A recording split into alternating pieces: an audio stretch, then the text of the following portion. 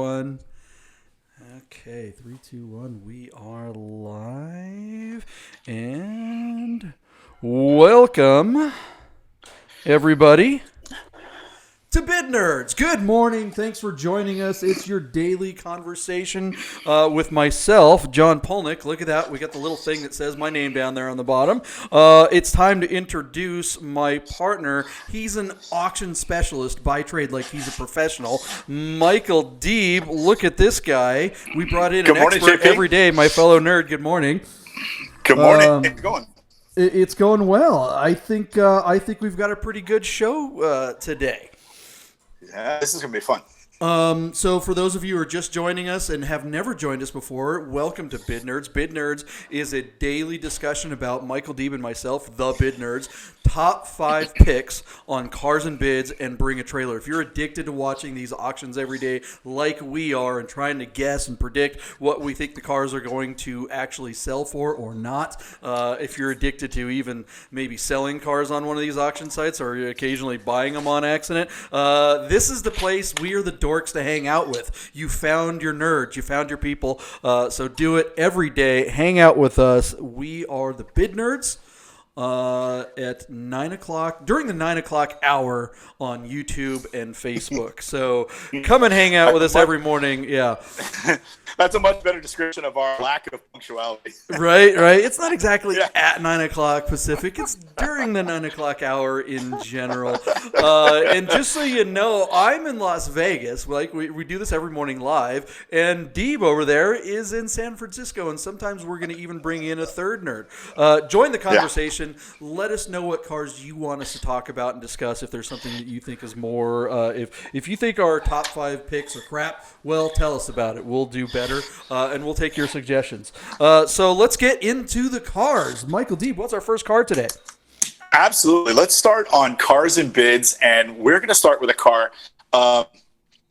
2013 Mitsubishi Lancer Evo X, the MR. And the MR, I don't know what it stands for, but it has to do with the automatic transmission. The GSRs were the manual gearbox, the 3-pedal cars. Our good friend, Jeff Westfall, when I met Jeff about 10 years ago, he was an instructor at the sim racing school at Sears Point. And this was their car of choice. Sim Raceway is an open-wheel racing school, but they had a fleet of Mitsubishis that Mitsubishi gave them, and they ran those cars for 7 years. And Jeff said to me very candidly, he goes, I can't believe how reliable these Evos have been for 7 years of instructors and students beating the snot out of these cars. They've been bulletproof.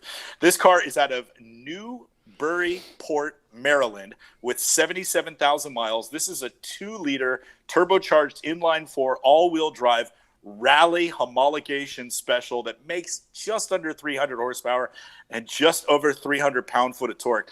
JP, take a load of this. The MRs came equipped from the factory with BS wheels, check. Bilstein shocks, check. iBox springs, check. Brembo disc brakes, check. And Recaro front seats. Everything you'd want in your Porsche came from the factory on this Mitsubishi. This is basically a no-stories car. It's just got some regular wear and tear as far as the known flaws, but all the surfaces seem to be up to date. Both keys are there, and you can get yours unmodified and unbeat to snot by Sim Racing School. Your Mitsubishi Evo X out of Newburyport, Maryland. Okay, so just to be clear, this car was not owned by the racing school that you were just telling us about for a long time. No. Okay, so there you go. Just, folks, this car was not owned by a race instruction car. That was just an example of how amazingly robust they are, correct? Yeah, okay. How amazingly reliable they are. Okay, so this car, I mean, these are, I know I've driven them. They are unbelievably fun. Is this something you or I could drive? Like not can we, are we capable? Clearly, it's only got 2 pedals. It's going to be pretty easy to drive. But can one of us drive down the road in one of these and not look ridiculous? Is this a car for a 22-year-old with spiky hair, or can a guy with no hair at all get away with driving this around? Well, look at this one right here. So this one doesn't have a big rear wing that a lot of the cars had, which I'm assuming the photos must have been an option that most people got. So listen, if you de-wing this car would drive right by you, and you wouldn't think it was anything other than a rental car from a businessman that picked up at your local airport. Yet, this is a great car for clean apexes or on your favorite back road. And if it were a daily driver, I mean, how amazing would that be? It's pretty understated without the wing. It's pretty bodacious with the wing because the wing is very tall, if I remember, when you opt for it. This dark blue, these sort of titanium finish PS wheels, I think where I can totally drive the car, but we have to have the 3 version, not the MR. We'd have the GSR. Yeah, for sure. All right, so where did you say this car is out of? It's out of Maryland. Maryland. Okay. So this is a car we're going to have to watch out for corrosion. This is a car that's going to be kind of difficult to get if you're on the West Coast to get it here. You're looking at another $1,500 to $2,000 to get it anywhere. At least of there on the East Coast, where this car will probably want to live. What's your bid? So interestingly, this car is only at $10,000 on just 4 bids on Cars and Bids. I really expected this car to be higher and have a lot more action. So I don't know if it's the automatic transmission or if Mitsubishis just aren't, I don't know. I mean, I can't say they're not reliable because I've heard that they're bulletproof. So interestingly enough, I still think this car is going to bring $14,000, and that's going to be my bid. All right. I mean, I think that's pretty solid. I think people are probably worried about where it is. I think that the audience on Cars and Bids is a little older.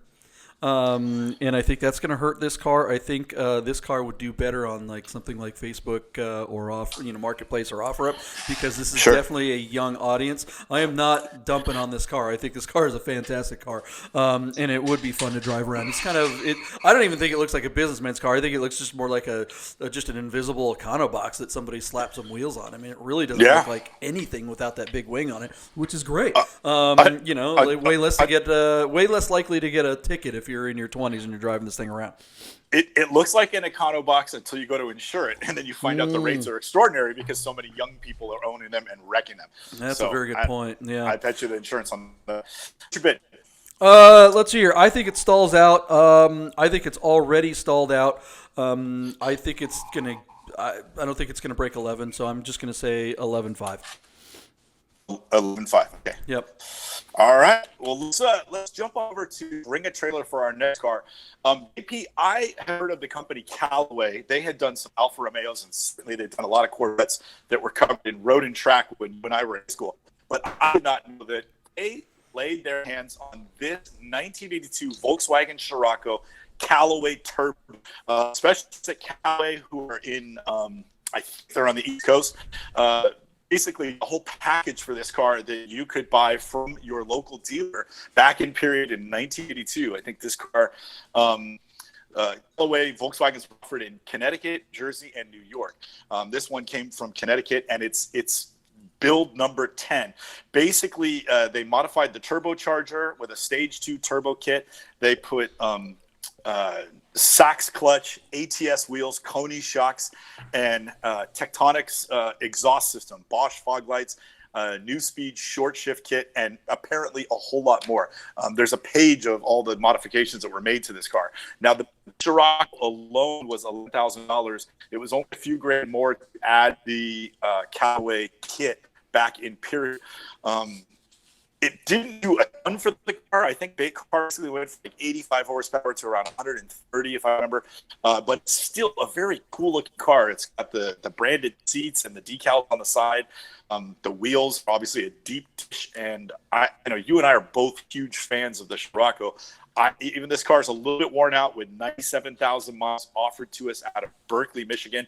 But I still think that's a really cool car to drive around in at least for a year before you put it on Bring a Trailer and flip it yourself. So there you go. I don't know. Have you ever heard of this?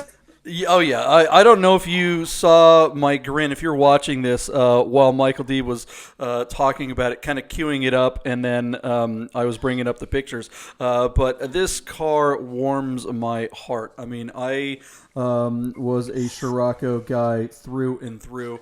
My first car out of high school that was a real car. My first car was a Fiat that just broke immediately on me, and I had to push it all the time. And then I got a 1982 Scirocco that looked very similar to this one. And in fact, if you look at this, let me see if I can bring this photo up. Look at this photo of the back seat. Callaway clearly covered up. They just basically took the original seat and put their Callaway cover over the top of it. And you've got this tartan kind of pattern underneath it. They didn't even take the old upholstery off. They just literally covered it, which just makes me laugh. But mine was black, and my tartan pattern was basically black and white with a little bit of gray. It didn't have any red in it. Oh, so, cool. And it just looked exactly like this car. This just brings back so many memories. I wonder if the motor mounts are shot in this one like every Scirocco ever. You get into a Scirocco, all the Mark ones, they just shake like crazy because nobody replaces the motor mounts. Something to note on the Mark 1s, this is a Mark II Scirocco, so it's an 82. If you notice, it has one single windshield wiper, like the previous generation ones, whereas in 83 they went ahead and did the 2 windshield wiper car. So that is one way that you can kind of tell the difference. Basically this is a Rabbit, a Volkswagen Rabbit that a Giant sat on. They're just kind of like a lower profile S1, and it's just, they're so much fun. It is a front wheel drive car. This thing's got a torque steer like a mofo with the extra power in the front, but with that strut tower brace with some suspension and the wheels and tires, this thing has got to be just an autocross monster and just a rad wood winner every time with a Callaway kit. The only thing I'm kind of bummed on is that somebody didn't put like a Zender body kit on it or something. That would have really brought it together. I'm glad they didn't, though. Listen, JP, this car is way ahead of its time. In 1982, basically Callaway did everything for you. Every aftermarket that was available for the car, Callaway put it on there in one cohesive package that they do. The steering wheel, the shift knob, the seat covers, that black seat with the brand Callaway, the strut tower brake. They did every single thing, bumper to bumper on this car to make it a tuner car, like you said, for off-cross or back road, or whatever jam was. But everything that you see in the photo that is unusual or not stock came Callaway, and it's on the build sheet as a stage 2 car. I really think this car was way ahead of its time, because think of how much SEMA and the aftermarket has proliferated since then. It's just unbelievable what a big business that is. So I really dig this car. You had also mentioned that at 97,000 miles it was kind of worn out, and I think this car is just getting broken in. These things just go forever. I meant the interior is all faded. No, I think this car's got a lot of light left. And even if you blow it up, it's such a cheap, inexpensive engine to rebuild. But anyways, I'm sorry, you were saying. Oh, for sure. And that design that you like, basically a Volkswagen Golf that's been smoothed out. Both the Golf and the Scirocco were penned or designed by our new best friend, Marcello Gandini from Bertone, the guy who did our Montreal from yesterday. It's the same designer. A1 Volkswagen. Okay, so what's your bid? So this car is at $7,800 on 9 bids. I would say, for Bring a Trailer and how special that part of this is, that's a very light action. So I'm not sure if it's because of it's Michigan or because it's just not a big Scirocco fan base, which I can't believe. But I really think this car should bring $14,000 or $15,000. I'm going to go $13,000 though, because the action is so light on car. And the other thing I wanted to let you know is, I think I told you, these cars are only $11,000 brand new, just the base Scirocco. So interesting that it's not even there yet, and I think it should bring at least that much. So I'm going to go $13,000 for my bid. Yeah, I'm very glad that I don't have any parking spaces, because if this car were a bargain, if it didn't go much higher than this, I'm definitely bidding on it. I would love to own this thing. It would bring me right back. Oh, I am really not sure where to bid on this. I think your number's right. I think actually your number's about what it's worth, but I am concerned about where the car is and its lack of attention. Which makes me say I'm gonna go light and go 11. I think sadly it stalls out. Honestly, boy, I would love to see this car go up in the 20s. But if it were in a little nicer condition, if this were super clean and not kind of worn out like you said, or kind of driven basically, I think this car has mad potential. If we see one of these come across the auction block one of these days, that's ultra clean and super low miles, I think we're going to see some pretty crazy numbers. But I don't think this one's it. Yeah, that's it. And if this thing sells at $11,000 and you and I don't own it, I think God's going to kill it. I think God's going to kill a kitten. Yeah, I think you're right. All right. That's all right. So what's the next car? All right. Well, we don't have any theme music for this, but our marketing department put out this beautiful post on Facebook yesterday, and one of our audience members has selected for us a 12,000-mile 1999 Honda Civic Si. Ladies and gentlemen, Jeff Harley. Husband to Allie, father to Brooklyn. Jeff enjoys cat videos, old episodes of Top Gear. Are we a dating site now? Is this and Grindr? watching, What are we doing? And watching Bid Nerds in his free time. Jeff Harley has suggested that we review very positive Si. I know for a fact Jeff owns an S2000. He was the original owner of 2002 S2000. It's got like 40,000 miles on it. It's his pride and joy next to his family. So anyways, this car, JP, you must remember these cars. Out of Pomona, California, 12,000 miles. The big thing about this car was the VTEC motor. Honda was offering for the enthused sprung, manual only, 2,600-pound Civic that had a 1.6-liter, 160 horsepower VTEC motor. And these cars sold like hotcakes. This one is just amazingly clean. It did sell this. The consignor is offering the car after 2 years of ownership, and the consignor had bought it on a trailer in April of 2018. So it's actually 2.5 years ago. So anyways, this car is in California. It doesn't seem to have any stories. It's perfectly clean, perfectly stock, clean Carfax. He does a beautiful walk around video. It's your chance to get one if you miss one when they're brand new. But JP, wrap your brain around this. It's sitting at $36,500, and this car was only $18,000 brand new. So think about this: for $35,000, you could have bought that 300ZX Turbo that we reviewed yesterday, because that's what that car hammered at. So this car is already twice the MSRP, sitting in Southern California, down in Pomona. Our good friend Jeff Harley, who nominated this car, has offered us a bid of $39,500. He thinks it stalls out shortly after this thing closes. He only thinks it's going to bring $3,000 more. $39,500. Bid nerd to bid nerd. I think only Bruno would offer $39,500 for this car. I think it's going to go for a lot more. You'd say, Pete. I'm sorry. Did you bid? You broke up there just a little bit. No, I was just saying our nominator, Jeff Harley, is bidding. I heard you said 39,000. I heard that part. Yeah, but after that, 39,500. Yeah, what do you say? Yeah, I mean this. You asked me if I remember this car. Honestly, I can't say that I do. I mean, I know that it exists. It's a Civic Si. This is not a car in 1999 that I would have looked at more than a half a second. I know that there are enthusiasts out there that lusted after these.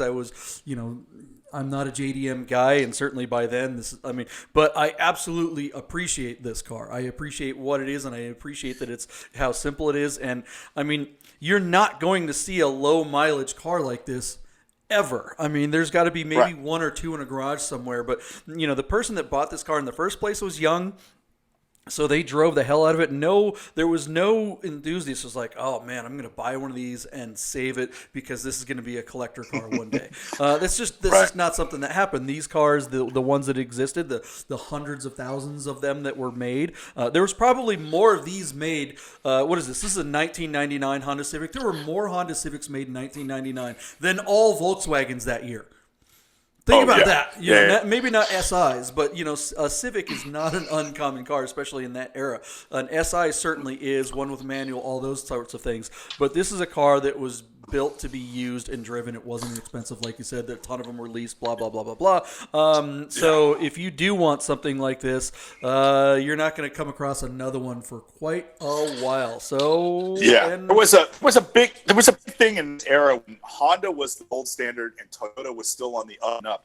And basically, Honda dealers were fighting with Honda of North America to get more cars. There was a big, scandal where a bunch of dealers had gotten in trouble for, paying their reps to give them bigger allocation of cars. Yeah. The Honda dealers that couldn't do that started buying Toyota dealers, and turned out they were the smarter ones because then Toyota kind of took over as the gold standard for econoboxes. But make no mistake, this was a commuter car that was just on some juice and probably really fun daily driver. It certainly wasn't a track car or an autocross car. For the young kid that was going to college or had his first job and was paying off student loans, this was a car you could afford, and it still put a smile on your face when it drove. I like it because it had affordable, lightweight VTEC, and they only came with manual. The only thing that would have been maybe a little bit cooler is if they came with slick roofs. This car has a sunroof. So what's your bid? I don't. Yeah. So, anyways, the car is sitting at $36,000. Jeff Hartley thinks it's going to go to $39,500. I think that this car is being heavily appreciated. I'm going to go $44,000 for my bid. Yeah, I think I'm with your buddy. I think it's going to stall out. I think, it can only go so high. There's not that many people that are going to buy this and say, I'm going to be a collector of this. I mean, this car, there's so many other options that you could buy that you could drive, but I don't know. I'm going to say, how does this work with a third nerd on board? I'm going to go a grand more than him and say 40. Okay. All right, there you go. So $40,000 it is. This is a great suggestion, by the way. So thank you, Jeff. This is exactly the kind of thing that we love on Bid Nerds. Get out and tell us the cars that you want us to talk about, because this is fantastic. I would not have selected this car, but I'm very glad it's on the show today. Absolutely. Thanks, Pro.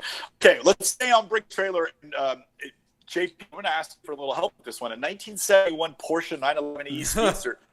JP, how come I've never heard of this car? Yeah, God, you got to wonder, right? Yeah, because I don't know. Probably something to do with the fact that they never made one. I mean, what the heck is this?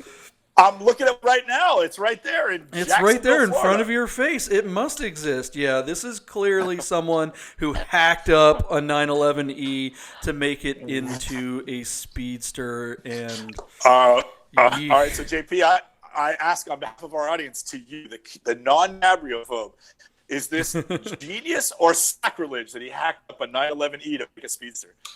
So I'm okay. Well, let's talk about what this car is under the. I mean, let's talk about the basics. What engine's in here? This is what car is this? This is a 71. This is a 71 911E. You're right. Yeah, it's got a 2.4 liter flat six, and I know that the 70 and 71s. I would stake my reputation, which is not much to stake, but I would stake my reputation as 2.2. So I think this has had an engine swap to a later 2.4. They switched it to carburetors. They put Carrera chain tensioners, which is the right thing to do, higher compression pistons, and S cylinder heads. So I'm guessing just by looking at the spec that this motor is probably making close to 170, 180 horsepower, just from what I'm reading right there. Yeah, and it's it's got to be pretty light, and it's got to be a hell of a lot of fun. Okay, you're right. Yeah. I am a super Cabrio fan. I am not a Cabrio phobe, but I will tell you right now that this car is just a mess. Now, I don't know why this car was built. So let's say this car were an original 71 and it were wrecked, and somebody had a hulk of a car with an engine. They said, oh, okay, let's have some fun. Let's make something interesting. Back when these were really cheap, it kind of makes sense. But what ticks me off about this car is that they couldn't decide what the hell they were doing. I mean, look at the gauges inside, right? They've got 356 gauges. So This windshield is a 356 Speedster windshield. It's not a 911 Speedster windshield. The steering wheel is 356. Most people don't realize that, to change a 911 to a Speedster, you have to change the doors as well. So these doors look like they're fiberglass. Somebody made these doors because if you take a convertible 911 and lower the windshield, you still have the wing window on the door. So that needs to be replaced. So it's not just the windshield and windshield frame. If this was... and the door handles were shaved. I don't know if you noticed that. There's no door handles, and then they got the hoops on here. I mean, it just ticks me off. I am not a purist. I could almost live with something like this if it were done I don't know, period correctly or something, Right, or right. with some. I mean, I just think the sensibilities here are simply awful. And I'm not a purist, man. I'm all about people doing whatever the hell they want with their car, especially Porsches. But I feel like I don't know, man. What the hell? Well, JP, Are this those? car, Is that a Boxster? By the way, is that a Boxster hoop back there? I think those roll bar hoops are Boxster hoops. well, yeah, I don't know. It is interesting, isn't it? I don't know. All I can say is this car proves once again the age-old thing that money doesn't buy taste. Yeah, yeah. So yeah, this car just it looks wrong to the eye, and that's the problem. The very first photo at the top, you take one look at it, and you're like, it kind of looks like a 911 that accidentally ghost drove underneath a truck, a semi, and it scraped the roof off like you see in the movies. Yeah, look at the space between the bottom of the windshield and where the hood meets the body. It's like they had to like warp the top of that body piece in order to conform to that windshield that clearly didn't belong on this car. I mean, it honestly has potential. I mean, I really think if you took a 911 Speedster windshield, an actual 911 Speedster windshield, an actual 911 Speedster doors, and made it would be a backdated Speedster. I think if Singer were going to make a Speedster, what would they do? They would take a 964 and they would backdate it and they do all that stuff. But this one just, it's not there. It's like, boy, it wasn't realized. The dream was a miss. Sorry, buddy. I bet this thing's a hell of a lot of fun to drive. It can't weigh anything, and it's probably lightweight. It's got to be a ton of fun. Probably, but if they didn't seam weld the chassis, and if that thing isn't hard mounted, that roll bar isn't hard mounted in, I bet you this car flexes like a box of tissue paper, and it's probably not a great driver. So I'm not impressed by this at all. But I'm not also surprised that you picked it. This is a really weird car. That being said, out of Jacksonville, Florida, with true mileage unknown, this car is sitting at $26,500 on 13 bids, which is probably more credit than I would give it.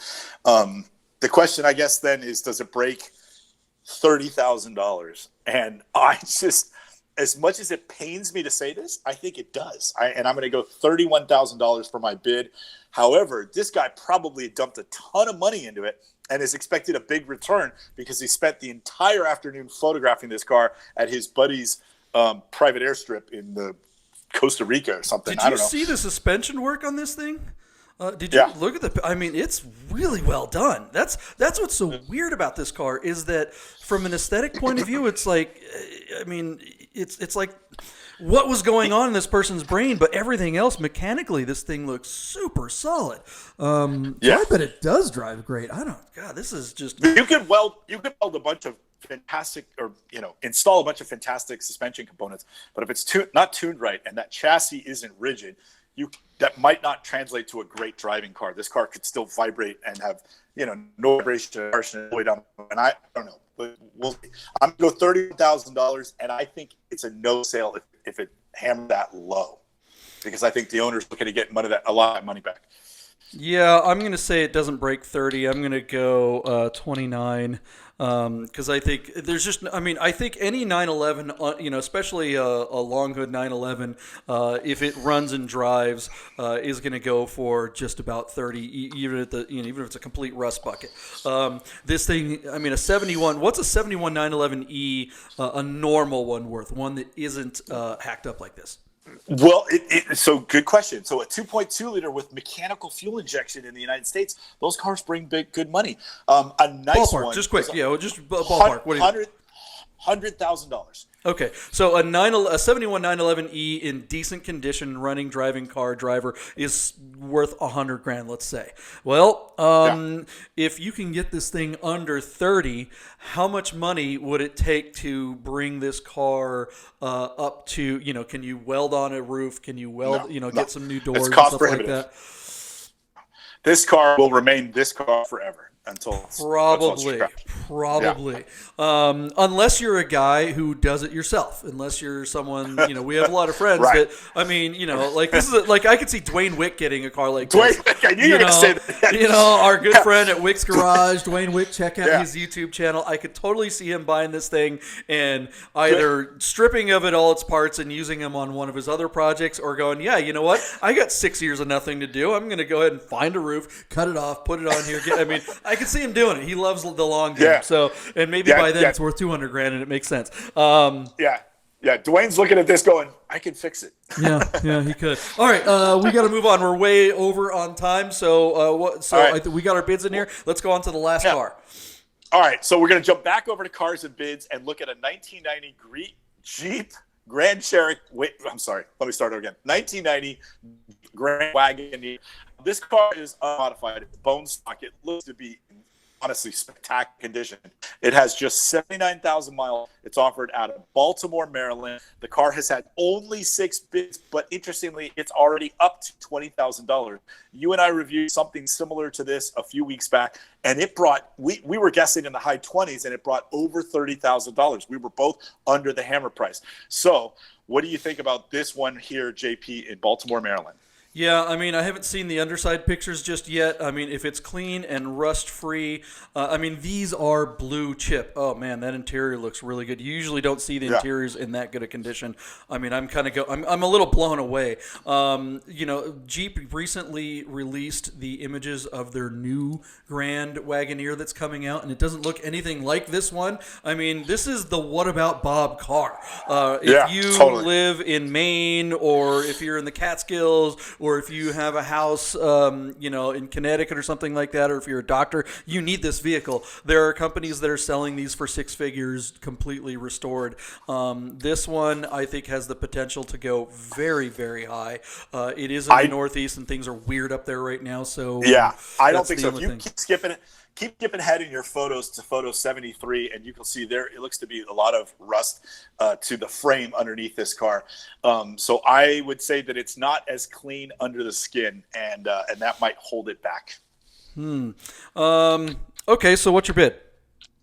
I'm going to go $27,000. 27,000. Okay, I'm looking at this rust, and that's all surface stuff. I don't see. No. Go one more photo. One more photo. There it is, right there. Look at that. No, go that. The next one. The next one is a piece of paper. Go back one more. There you go. That photo. Look at the rust. Yeah, none of that looks really deep. This is just a cross member to hold the steering wheel on. The leaf springs have a lot of surface stuff on them, but I'm not seeing anything. Like up here is where I'm scared about it. The points where it's actually bolted together, I'm not seeing anything that's so far gone. Yes, it is definitely not a West Coast car, but this is for a 30-something-year-old East Coast car. Here's where you're looking that you want to be scared, right? If all these bolts are all rusted out, the firewall back there, I don't know if you guys can see my cursor moving around. Under here, if the bodywork, where the bodywork meets the frame, if this is all rusted out, if there's holes under here, then you got real problems. But this is all surface, man. Again, it doesn't make it, this does make it not necessarily blue chip perfect, but it is not gone. there's no holes in any of the bodywork. I'm feeling good about this thing. But, there it is. It's an East Coast car, so... so what's your bet? I'm going to go 27,000. What do you say? 27,000. I guess I